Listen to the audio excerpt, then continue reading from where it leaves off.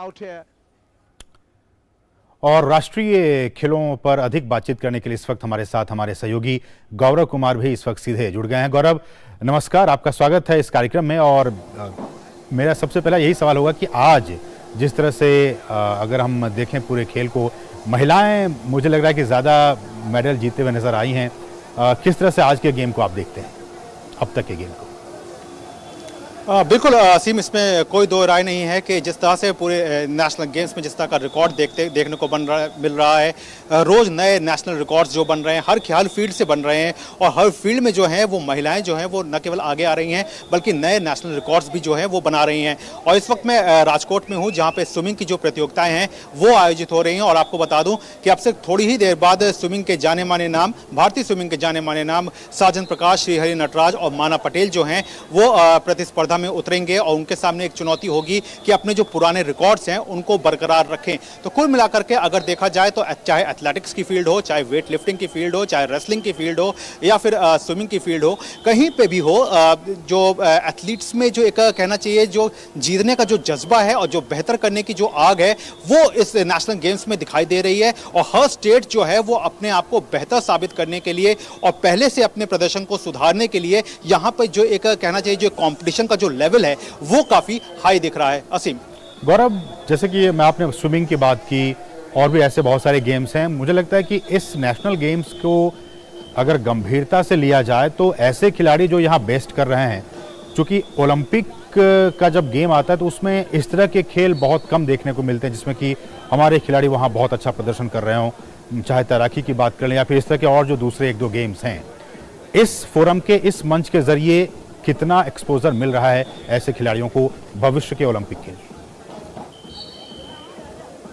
देखिए, ये बहुत अहम सवाल है और यही सवाल हमने जब खिलाड़ियों से पूछा था तो उन्होंने भी यही कहा था कि कम से कम अब ये जो एक्सपोजर है ये उनको हमेशा एक टेस्टिंग इवेंट के तौर पे होता है। मसलन अगर आप जब भी इंटरनेशनल इवेंट में अगर आप जा रहे हैं और आप केवल प्रैक्टिस करके के बल पे जा रहे हैं तो शायद आपके जो एक कॉम्पिटिशन के लेवल के बीच में जो एक कहना चाहिए हर तरह की जो चुनौती होती है, चाहे एक प्रेशर वाइज चुनौती ले लीजिए या अपनी तैयारी को लेकर के ले लीजिए या फिर जो टेक्निक्स होती हैं उन सब को लेकर के ले लीजिए, वो सब कहीं पीछे रह जाती थी। लेकिन अब जैसा कि खुद सभी खिलाड़ी जो मान रहे हैं कि न केवल नेशनल गेम्स बल्कि जब अब इंटरनेशनल एक्सपोजर जो है वो काफ़ी मिलने लगा है। मसलन अगर उदाहरण के तौर पर लें तो जैसे अगर स्विमिंग की बात करें तो वेदांत माधवन को अगर ले लीजिए तो उन्होंने डैनिश ओपन में पार्टिसिपेट किया, उसके बाद जूनियर वर्ल्ड में उन्होंने अपने आप को उतारा। इसके अलावा वो लगातार इंटरनेशनल इवेंट्स जो है वो खेलते रहे। वहीं अगर रेसलिंग की अगर बात करें तो रेसलिंग में भी लगातार जो है वो इवेंट्स जो हैं वो इंटरनेशनली हो रहे हैं, चाहे जूनियर वर्ल्ड चैंपियनशिप की बात कर लीजिए या फिर सीनियर एशियन चैंपियनशिप की बात कर लीजिए। जब इस तरह के इवेंट्स जो हैं वो लगातार होते रहते हैं तो जो खिलाड़ी है उसको एक तो सबसे बड़ा फायदा ये होता है कि उसे बाहर की कंडीशन के हिसाब से और बाहर की जो कंडीशन की जो ज़रूरतें होती हैं, क्योंकि वेदर जो होता है वो बहुत मायने रखता है, टेक्निक्स जो होती हैं वो बहुत मायने रखती हैं, और भी जो खिलाड़ियों के साथ, जो विदेशी खिलाड़ियों के साथ जो एक अनुभव होता है, बड़े खिलाड़ियों को देख करके, सामने से देख करके सीखना, वो बहुत कुछ देखने को मिलता है। तो ये इन खिलाड़ियों का मानना है कि ये सब उन्हें जब मिलता है देखने और सुनने को, उसके बाद जब वो नेशनल्स में आते हैं या फिर वो स्टेट्स में खेलते हैं तो वो अपनी इन्हीं टेक्निक्स के आधार पर यहां पर उतरते हैं, जिसकी वजह से जो उनके साथ जो कॉम्पिटिट कर रहे होते हैं उनको भी जो है वो काफी कुछ उन खिलाड़ियों से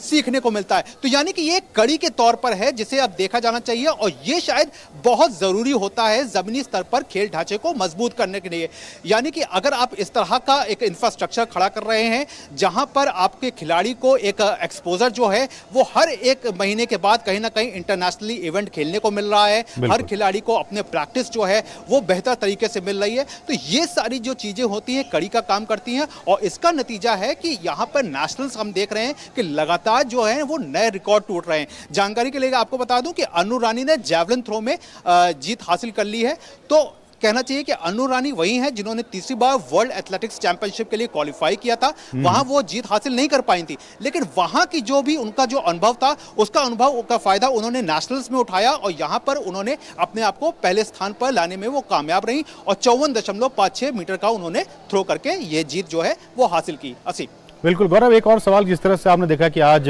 ज्योति यारा जी जो कि नेशनल चैंपियन भी रह चुकी हैं और उन्होंने गोल्ड मेडल भी जीता था हर्डल में, अपने ही रिकॉर्ड को बीट करते हुए पहले उन्होंने 100 मीटर में गोल्ड मेडल जीता और अब 110 मीटर में गोल्ड मेडल जीत लिया, अपने रिकॉर्ड को ब्रेक करते हुए। कैसे देखा जाए उनके खेल को? बिल्कुल, ये लगातार ज्योति यारा जी जिस तरह का उनका बैकग्राउंड रहा है, जिस तरह से यही नहीं केवल ये नेशनल की बात नहीं करें, अगर इंटरनेशनली इवेंट में देखें तो उन्होंने जब मिस्र में जो एथलेटिक्स की चैंपियनशिप हुई थी वहाँ पर भी उन्होंने अपने आप को अव्वल साबित किया था और वो लगातार जो हैं वो इस दिशा में लगातार काम कर रही हैं, लगातार अपने आप को आगे बढ़ा रही हैं। सबसे बड़ी बात क्या है कि ज्योति का जो कंसंट्रेशन है वो बहुत ज़्यादा अच्छा है और उसके लिए वो हमेशा बेस्ट जो है उसको देने की वो कोशिश करती रही हैं। और सबसे बड़ी बात क्या है कि हर्डल्स के साथ में जब वो फ्लैट 100 मीटर दौड़ती हैं तो दोनों के बीच में जो तालमेल है उसको बढ़ाना बड़ी चुनौती होती है। लेकिन ज्योति कहती हैं कि जब आपकी ट्रेनिंग बेहतर तरीके से होती है और जब आपका जो फोकस होता है वो अपने खेल पर होता है तो शायद ये सब बातें जो होती हैं वो बहुत पीछे छूट जाती हैं। ये वही खिलाड़ी हैं जिनके पास एक समय बेहतर शूज़ की जो थे वो नहीं थे और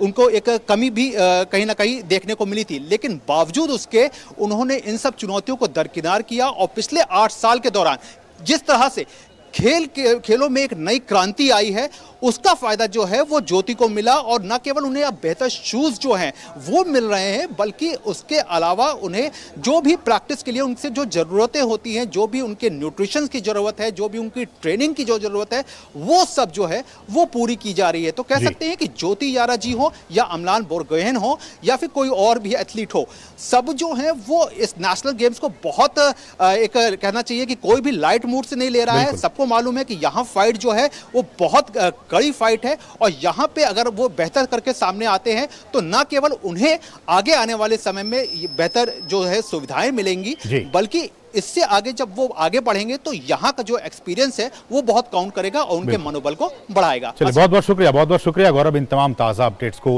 राजकोट से हम तक पहुंचाने के लिए आपका बहुत बहुत शुक्रिया। बढ़ेंगे दूसरी अहम